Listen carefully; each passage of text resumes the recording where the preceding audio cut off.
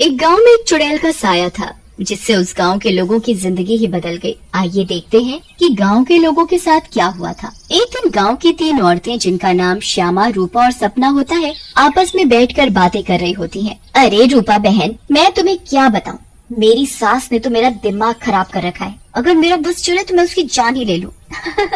अरे क्या हुआ श्यामा बहन, इतना गुस्से में क्यों हो? शांति मौसी ने क्या कर दिया? हाँ तुम घर में अकेली हो ना, इसीलिए इतने मजे से रहती हो। हमसे पूछो जिनकी सास है, एक तो खाती है इतना, रोटी बना बना कर मेरे तो हाथ ही थक जाते हैं, ऊपर से हर काम में कमियां निकालती हैं। सही कह रही हो श्यामा बहन, मेरी कहानी भी कुछ कुछ तुम्हारी तरह ही है। मैं तो जरा सा अपने मर्द के साथ बैठ क्या जाऊं, पता नहीं कहां से बुढ़िया को खबर मिल जाती है, वहीं आकर सर पर खड़ी हो जाती है।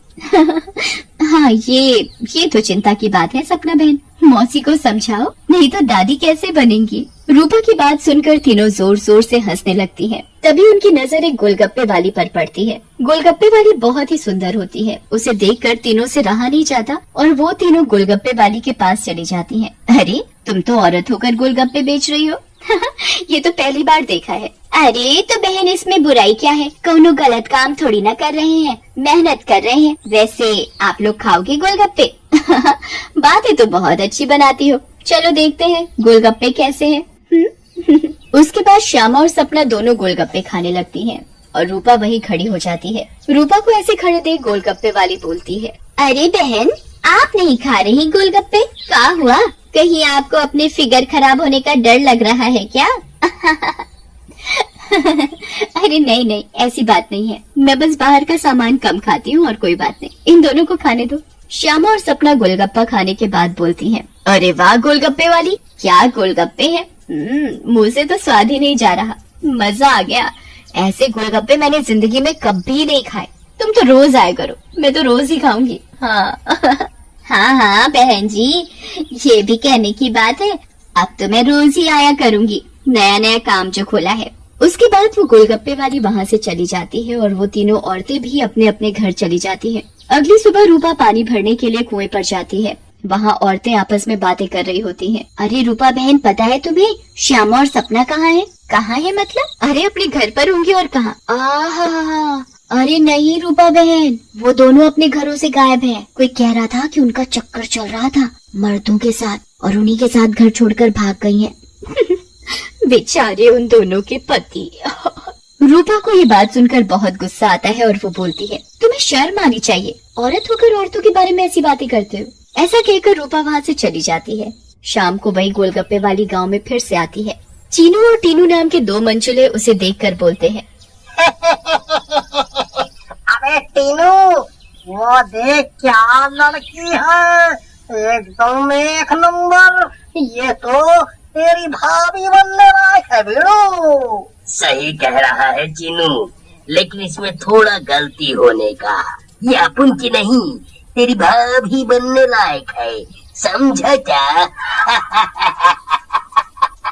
फिर वो दोनों गोलगप्पे वाली के पास जाते हैं और बोलते हैं, ए गोलगप्पे वाली, क्या गोलगप्पे खिलाएगी हम दोनों को? आप दोनों भी कैसी बातें करते हैं, ये गोलगप्पे क्या मैंने पानी भरकर होली में मारने के लिए रखे हैं?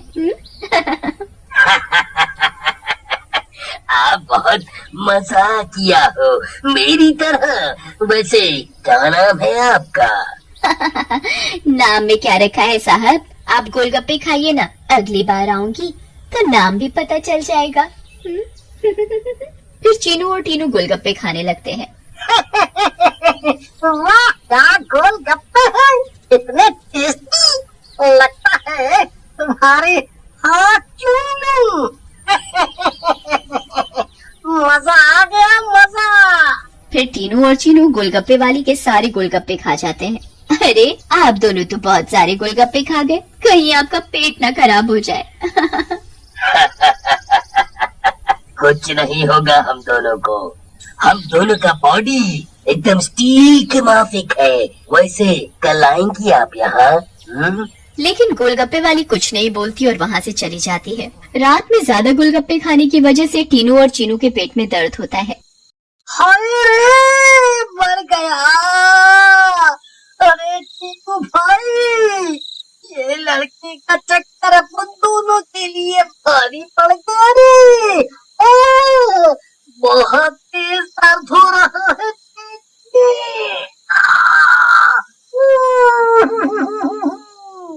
सही बोल रहा है भाई, अब उनके पेट में भी बहुत गुड़गुड़ गुड़गुड़ सा हो रहा है और टॉयलेट तो कई बार होकर आया।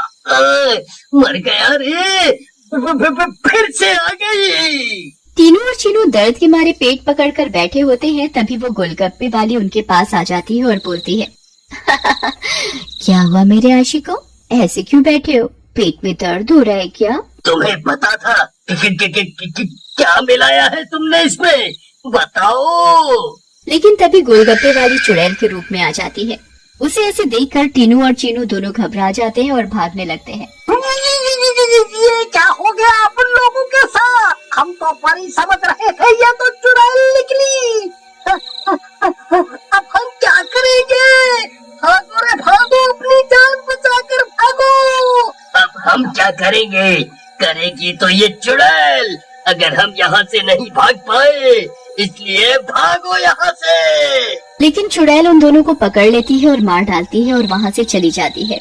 इसके बाद तो मानो ये रोज की बात हो जाती है। रोज वो चुड़ैल गोलगप्पे वाली बनकर आती और गोलगप्पे खिलाकर रात में लोगों को मार डालती। इन सब से गांव वाले बहुत परेशान हो जाते हैं और एक दिन पंचायत बिठाते हैं। पंचायत में रूपा भी जाती है। अरे भाइयों, गांव संकट में है, हम सबको मिलकर इस समस्या का समाधान निकालना पड़ेगा, नहीं तो एक एक करके पूरा गांव ही खाली हो जाएगा। तभी रूपा का पति दीनू बोलता है, लेकिन सरपंच जी, हमें तो कुछ पता नहीं है कि ये सब कौन कर रहा है, या लोग अपने आप घर छोड़कर जा रहे हैं। सही कह रहे हो दीनू बेटा, लेकिन हम ऐसे शांत तो नहीं बैठ सकते और अपने गांव वालों को जाने नहीं दे सकते। हमें कुछ तो करना ही होगा। हाँ। फिर पंचायत में कोई भी फैसला न निकलने पर सभी गांव वाले अपने अपने घर चले जाते हैं। उसी दिन दोपहर में चुड़ैल फिर से गोलगप्पे वाली का भेष बदल कर गाँव में आती है। रूपा उसके पास जाती है और बोलती है, अरे गोलगप्पे वाली, जरा गोलगप्पे खिला दे, सुबह से मन खराब हो रहा है, शायद चटपटा खाने से ठीक हो जाए। लेकिन तभी उसकी नजर गोलगप्पे वाली के पैरों पर पड़ती है। गोलगप्पे वाली के पैर उल्टे होते हैं। रूपा ये देखकर समझ जाती है कि हो न हो ये इसी का किया धरा है। रूपा सब समझने के बावजूद गोलगप्पे खाने लगती है और खाकर वहाँ से चली जाती है और दीनू के घर में जाकर सारी बात बताती है, जिसे सुनकर दीनू बोलता है, तुम पागल हो गई हो क्या रूपा? अगर उस गोलगप्पे वाली पर तुम्हें शक था तो तुमने गोलगप्पे क्यों खाए और अपनी जान जोखिम में क्यों डाली? मैंने अपनी जान जोखिम में नहीं डाली। तुमने एक बात पर ध्यान नहीं दिया, गांव में जितनी भी लाशें मिली हैं वो सिर्फ आदमियों की हैं, एक भी औरत की नहीं है। इसका मतलब ये है कि ये चुड़ैल अभी सिर्फ आदमियों को मार रही है। लेकिन रूपा, फिर भी औरतें तो गायब हो रही हैं और वो चुड़ैल निकली तो तुम उसका मुकाबला कैसे करोगी? हम औरतों में बड़ी शक्ति होती है, हम अगर अपनी पर आ जाएं तो किसी को भी अपने बस में कर ले। ये तो एक चुड़ैल है, इसे मैं देख लूंगी। तुम चिंता मत करो। फिर रूपा और दीनू अपने कमरे में सो जाते हैं, लेकिन रूपा की चिंता में दीनू को नींद नहीं आती और वो आंख बंद करके लेटा रहता है। रात में चुड़ैल उन दोनों के कमरे में आती है और रूपा को यूं आराम से सोते हुए देखकर हैरान रह जाती है। ये औरत तो वाकई बहुत निडर है, क्या मत सो रही है, लेकिन आज के बाद डरेगी। ऐसा कहकर चुड़ैल सोती हुई रूपा को उठा लेती है और जंगल की ओर चल पड़ती है। दीनू भी चुपचाप चुड़ैल का पीछा करने लगता है। चुड़ैल एक गुफा के सामने पहुंचकर रुक जाती है और गुफा को खोलती है। खुल जा सिमसिम। गुफा का दरवाजा खुल जाता है और चुड़ैल अंदर चली जाती है। दीनू भी चुपके से उनके पीछे पीछे अंदर चला जाता है। अंदर जाकर चुड़ैल रूपा को एक अंधेरे कमरे में ले जाती है और रोशनी करती है। जैसे ही वहाँ रोशनी होती है, गांव की बाकी औरतें भी रूपा को दिखाई देती हैं। श्यामा और सपना भी वहाँ होती है। अरे चुड़ैल, ये सब क्या है? गांव की औरतें, तुम ये क्या कर रही हो? लेकिन चुड़ैल कुछ नहीं बोलती। रूपा बहन, ये चुड़ैल पूर्णिमा के दिन हम सब औरतों की बलि देगी, बचा लो हमें। ये बचाएगी तुम्हें? इसकी जान तो खुद खतरे में है। तभी वहाँ दीनू आ जाता है और बोलता है, रूपा की नहीं चुड़ैल, बल्कि तू खतरे में है। दीनू सब औरतों को जलती मशाल दे देता है। चुड़ैल, तूने हमको और गांव वालों को बहुत परेशान किया है, गोलगप्पों की कसम, तुझे छोड़ेंगे नहीं। ऐसा कहकर औरतें चुड़ैल के ऊपर मशाल डाल देती हैं और चुड़ैल जलने लगती है। मुझे जाने दो, छोड़ दो। लेकिन चुड़ैल थोड़ी ही देर में जलकर भस्म हो जाती है।